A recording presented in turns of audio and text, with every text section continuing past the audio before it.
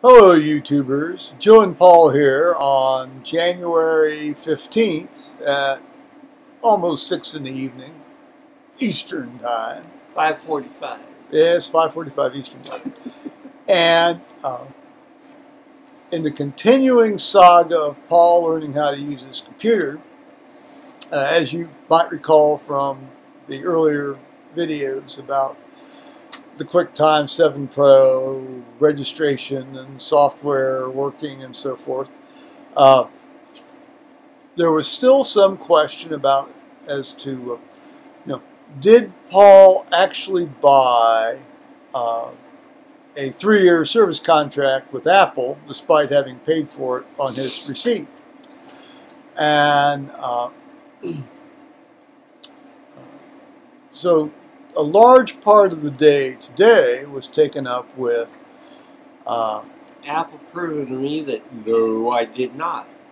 That's right. No, it was very interesting. I mean, you went to the support.apple.com site, and they said they had no record of it. Then a phone call to their phone number indicated at a first pass that they did have a record of it.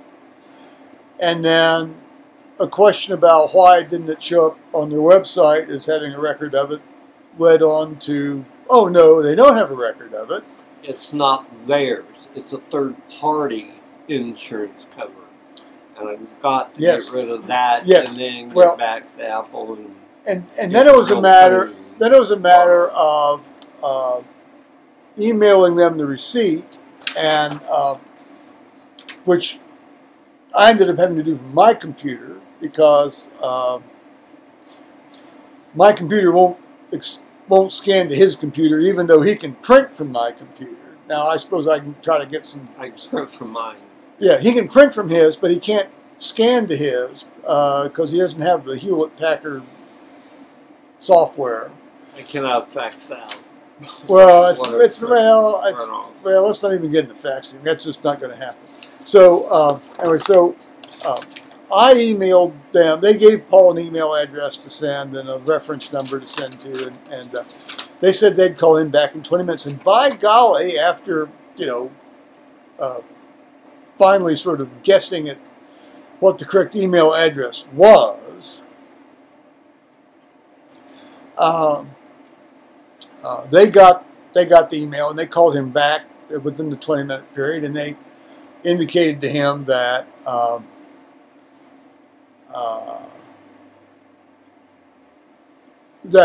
I mean, I'm on a third-party list, not Apple list. Yeah. So he's going to have to go back to MicroCenter tomorrow and have them cancel that and credit his credit card, and then he's going to have to go to.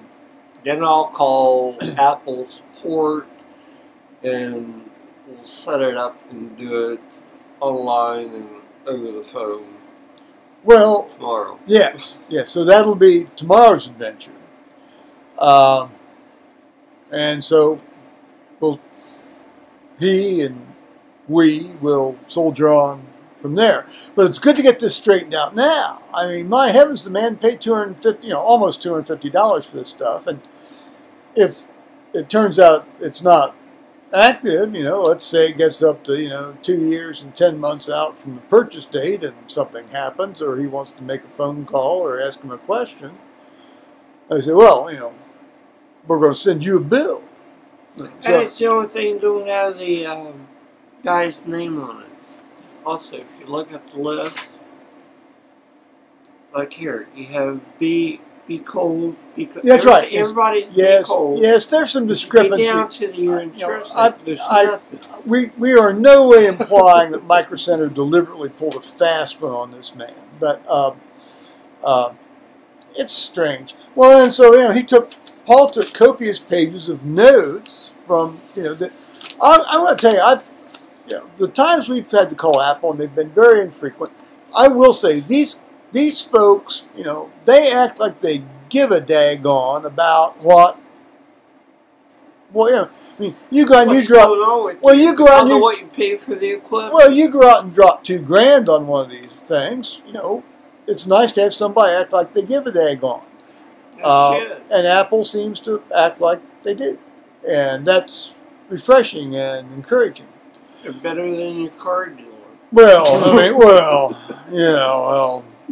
Let's not go there. Well, you know, having had the front end of my Ford truck rebuilt, you know, 3 times, and Paul's had his front end rebuilt twice. Yeah. Yeah. You know, and not knock wood is still holding together. Well, yeah. Once Ford learns how to build a front end, then that would be, well, yes, I think my Dodge is going to be okay. I mean, it's very much like the Mercedes I once owned. I mean, well, of course, it was built after Mercedes owned them, so it stands to reason that, you know, 3 or 4 years after Mercedes got the company, love their certainly their transmission is like the Mercedes transmission, you know, including the very disconcerting lag time when you shift into something, which is, well, yeah, if you're well, and when you try to accelerate, you know, and you have that little moment. Here, I'm thinking about it. Excuse me. Yeah. Well, you know, it's that's the way it is. So, so tomorrow Paul's going to be off at the the MicroCenter, people, and I'm going to be. Maybe he'll be off at the early voting center tomorrow, but I certainly will be off at the early voting center tomorrow. I'm just going to wait till. Okay, well that's fine. I'm going to vote early because I kind of like that because it's kind of fun. You get to walk around this long thing and interact with folks and neighbors. well, no. Generally, no. You're generally in there alone, and it turns out that the township, which is kind of unusual, lost a fire levy in November by about a little over 500 votes. Now that's out of about 14,000 votes cast. That's a fairly big margin for a fire levy to go down. Well, because they were hide shit. Well, they on there. Well, they combined. Well, they combined. See, they could have done a renewal levy and an additional levy, but they combined them, and so the combined one went down. Now, this time they did this sort of emergency ballot approval, this and that. And instead of splitting them into a renewal and an additional, they did a single additional, and it's bigger. It's bigger than the one they voted on in November. And well, you know, I'm going to tell you that's going to be another $1,200 hit on me if this. I don't mind paying for fire service. Obviously, I would have probably voted. You know, I rarely vote for real estate levy. I would have probably voted for a continuance of the current levy. But my word! Anyway, so that's what I'll be doing. Plus, I'll be buying, you know, another recharge of my supplies. And I would have normally been going up to the Bible group on Wednesday. But, once again, they're having it at this, this non-church site. And perhaps, maybe not. Well, no. I got a call from one of the only other man today in this site. Well, while you were out having a smoke, and he said we're going to go over to so and so's place. I said, oh, okay. Well, you know, I have nothing against this woman. I have nothing against. I like these people. But I don't want to go traipsing off to somebody's private house. I guess if you want to get right down to it, it's a very perverse issue of control, isn't it? But I know that about myself. I don't think it's necessarily wrong because I'm not trying to control them. I'm not withholding my presence from them as a way to try to control them. You know, there were times in the past where perhaps I might have tried to do that, but then I would have been very much flattering myself, wouldn't I? Or as my mother liked to say when I was a child, oh, you're flattering yourself. Yeah. Well, you know, and I was, and she was quite correct. You know, at least she didn't grab my face and, you know, wad my head around while she said it, which she did from time. Yeah, which she did from time. Not a lot, but from time to time. That sort of stopped when I became big enough to fight back. So, so there. I think that covers today's festivities. We're gonna, you know, we'll turn on some food here and warm up some food, and I guess that's gonna be about it. Anything else here, Paul? You know? Nope. No. I'm going around with Polaris and go to Microsoft and get this thing straightened out. Yeah, in theory, I wouldn't have to go out at all tomorrow since I'm not going to go to the Bible group. But on the other hand, well, I like to vote early. I just like that experience. It's kind of fun, you know. I mean, hell, I'm paying for the place where they're voting. Well, yeah, it's palatial. It's palatial.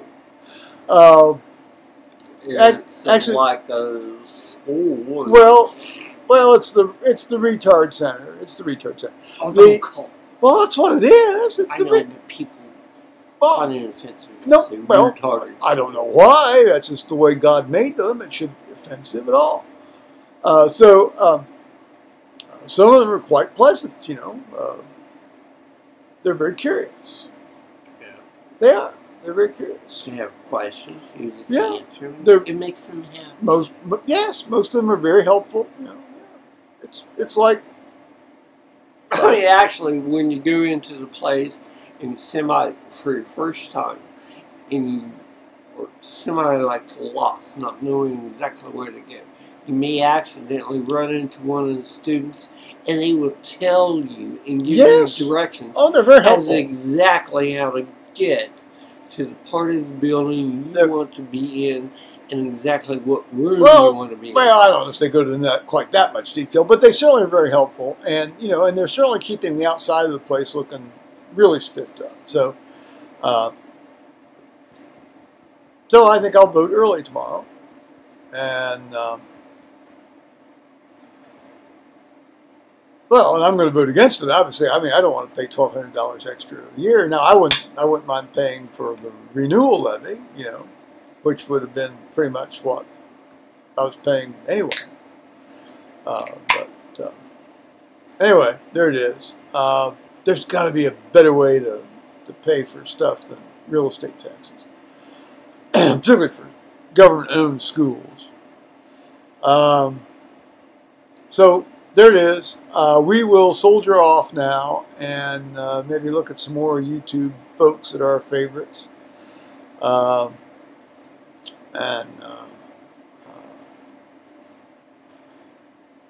Well, guys, there it is. Bye-bye.